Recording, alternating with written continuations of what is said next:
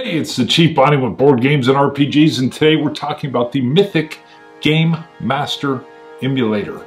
I printed this off myself after purchasing through Drive-Thru RPG. So, first I'm going to be honest and tell you this is the second time I'm filming this. The first one was like a very long 45-minute run-on sentence. I'm going to break this into probably 3 parts.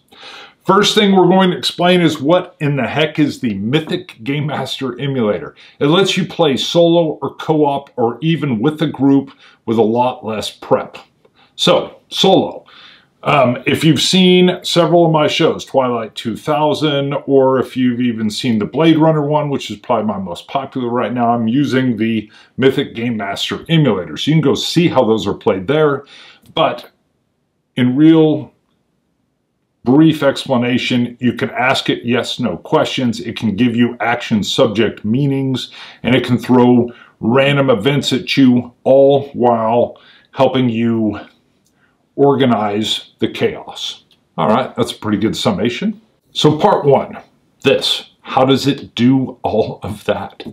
Well, I'm going to start out of order from the actual book, because I'm going to show you the scene summary sheet. So just to give you a quick flavor of what this sheet is, imagine you are getting ready to film a movie or TV show. This sheet that you're seeing on the screen is going to show you the characters that will be popping in and out of different scenes of your movie. It's going to show you the different scenes of your movie, and it's going to give you some of the deeper themes that may progress or will pop in and pop out of your movie. All with a little bit of a notes section so you can keep track of anything wild, and a little chaos number that's going to tell you how much your actors or the characters that are being portrayed are in control or out of control of the moment. And I'm going to break each one of those down in this first segment. So, okay, we're going over this sheet. We're going to first look at the shadow box at the upper left-hand corner. It's the summary of resolving scenes. It's bullet pointed. So come up with a scene setup. So you can see our boxes of scene setups. Remember, these are going to be like different scenes of a movie. So let's assume we're a group of special forces type guys, World War II, and our job, we're up in the Scandinavian countries somewhere. There's a dam that we have to go blow up, but it's behind enemy territory. Okay, there's our like whole movie. The first scene could simply be we have to cross the front line stealthily and get behind enemy lines. Bam, there's our first scene. So now we know this is what our people are going to be doing. Beginning of our game, beginning of our movie, the chaos factor is going to be 5. More on that later, but just know that as chaos gets out of control from scene to scene, in the role-playing game, it'll be more likely that more chaos ensues, meaning that more yes answers will occur as we go through the fate chart, which I will show you in a part 2 video. Beginning chaos factor is 5. We will roll that 10-sided die. If we get a 5, 4, 3, 2, 1, then something is going to be different from what we expected the scene to be. And if it's an odd number, it's going to be altered in some way, that scene will be. But if it's an even number, it's just going to be interrupted. So again, we're rolling a 10-sided die. If we get 6, 7, 8, 9, 10, the expected scene happens. We would be using whatever role-playing game system we have. I would imagine some stealth checks, and we would just roll within that game system. Do we stealthily cross enemy lines? Yes or no? But if we rolled a 5, so that is an odd number, meaning there's going to be something altered. We can now either logically figure out what could that be. Well, that could be there's a big attack on the front line, and we have to suddenly jump in and assist these infantry troops in fighting the battle, meaning we're going to use the role-playing game system where we've got to now resolve some combat that's going on. Okay, but it could be anything that alters the scene. It could be whatever you think it is, or you could use some prompts on the back action subject as a possibility to spark your imagination. I will get to those later. The other thing could be you could have the interrupt. So if we'd gotten an even number, 4, 2, when we rolled, it would be instead of an altered opening scene, it's just interrupted.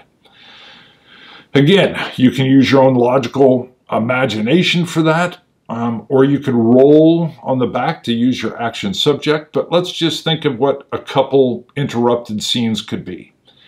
It could be that there's a major sudden artillery attack and we have to find cover in foxholes. And then maybe there's some randomness on do we have any wounding of any of our key players or NPCs that are with us. That could be an interrupt. It could be as simple as, hey, command just came down and you've got to take this extra person with you, this rookie lieutenant who you've never worked with before. What? Why would we have to take this person? Doesn't matter. General says you do. Ugh. So now we've got this weird wild card. It could be that. It could be anything. Needless to say, you would come down and put that in your scene setup. So you're expecting to just use stealth to cross enemy lines, but if you roll on or below your chaos factor, remember it's 5 when you start out, so 5, 4, 3, 2, 1, then it's just even or odd, and then you got to determine how is it altered or how is it interrupted. Genius. All again tracked on this sheet. You play out said scene, whatever it is. When your main action ends, the scene's over. So let's just say nothing happened. We rolled for stealth. We passed. There were no issues with us having to, we've been spotted. Now we've got to silently, or maybe we got a sniper who's got a suppressor. He has to do a combat action to take out a sentry that's seen us. Maybe none of that happened, or maybe it did. But now we've successfully infiltrated. We are behind enemy lines. That would have played out over a whole session. Could go any number of ways, but that scene is now over. The box, so just imagine this upper left-hand box would have that scene information in it, and that scene has now been completed in whatever way we completed it. Now what's very nice is you would roll over to the character sheet, which you're seeing in the upper right-hand corner. In my notes as we played, let's again go back and say that we'd had that weird altered scene where we had to take some rookie lieutenant with us because the general said so. Well, that was unexpected. Maybe he goes in as a character that sits on the sheet. It's not one of the player characters that are part of our tight-knit team, but now he is attached to us and comes up on the character list in that right-hand upper portion of this sheet. There could be something else. Maybe we have a nemesis that's in the area that came up. Who knows? Maybe there's some major that's in charge of guarding the dam, and we were briefed on that. So that could have been something that came up even as we set up that first scene. Maybe Major Friedrich is sitting on that list.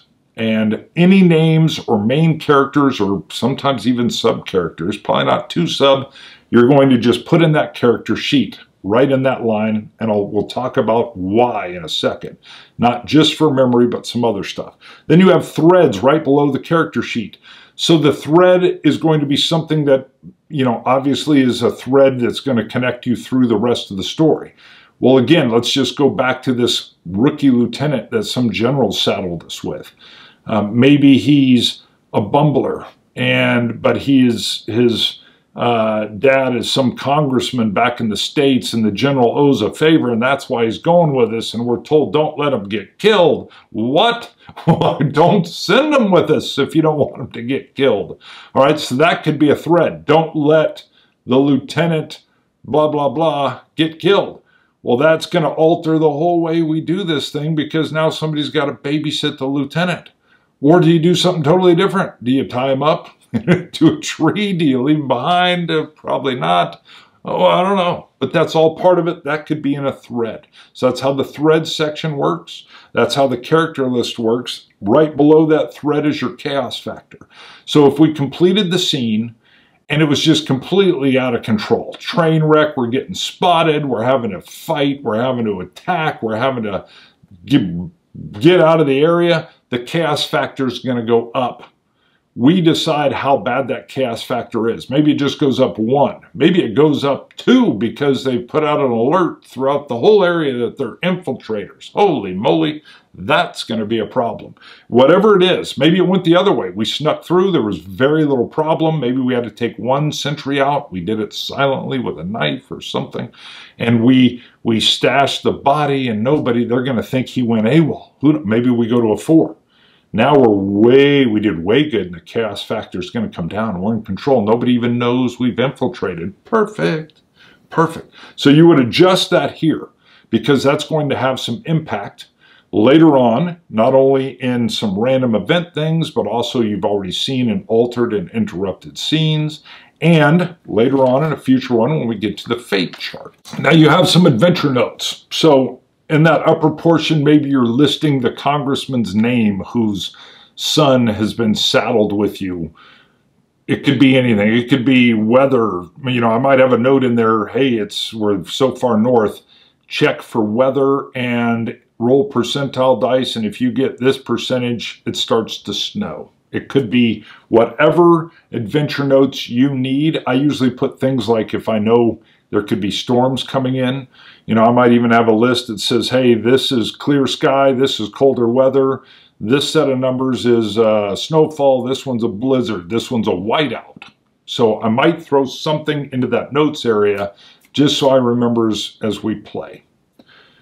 That explains this scene setup page character list super, super well. I want to tie in a few things before we go on to the second part. In the future, as you're playing, if you're asking yes-no questions, which we will get to in more detail in the fate chart, if you get doubles that are equal or less than your chaos factor, so if my chaos factor is 5, if I roll 55 or 44, 33, you get the idea, you're going to have a random event. I'll go into that when we get to the second video. But oftentimes in random events, you will be told there's an NPC and I have to come roll on my character list because it's a thing tied to a character that we've run across. So if my lieutenant, whose daddy's a congressman, comes up in some kind of random event, it means he is going to be central to whatever that random event problem or positive thing or who knows it is. So your character list is not only going to help you remember the characters, it's going to be an integral part of random events that keeps that story feeling like it's unfolding, like there's a GM running it. Same thing with the threads. Sometimes a random event will point towards a thread. It may say move towards a thread, meaning it's reinvigorated, or it may say move away or close a thread.